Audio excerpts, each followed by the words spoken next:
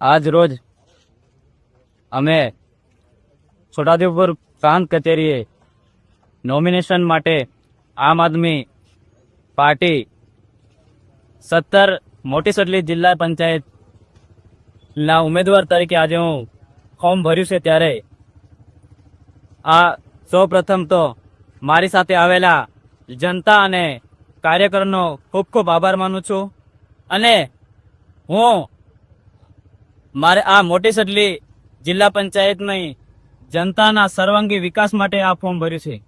હું આ મારું ફોર્મ નથી પણ જનતાના સેવા અને કામો કરવા માટે આ ફોર્મ ભર્યું છે.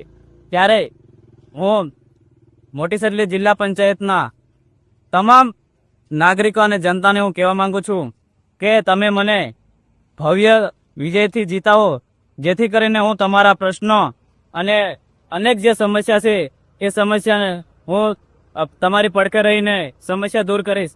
જ્યારે આ ગુજરાતમાં આપણે વાત કરીએ ત્યારે યુવાનો માટે રોજગાર નથી.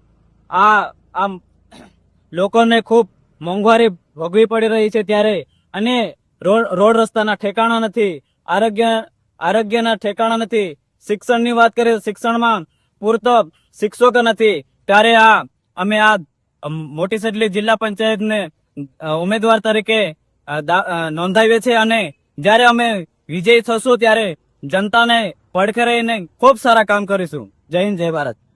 આજ રોજ છોટાઉદેપુર જિલ્લાની અંદર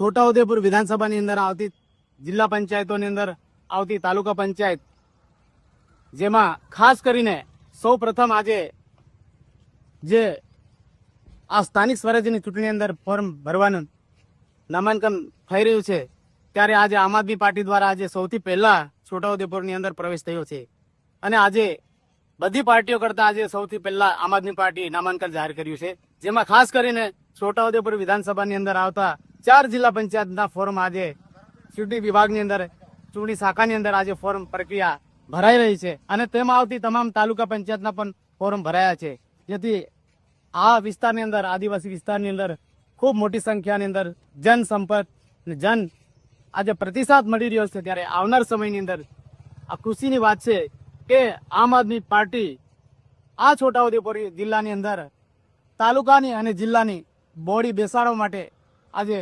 આ ફોર્મ ભરી અને ખૂબ એનો આજે એમનો આનંદ માની રહ્યા છે.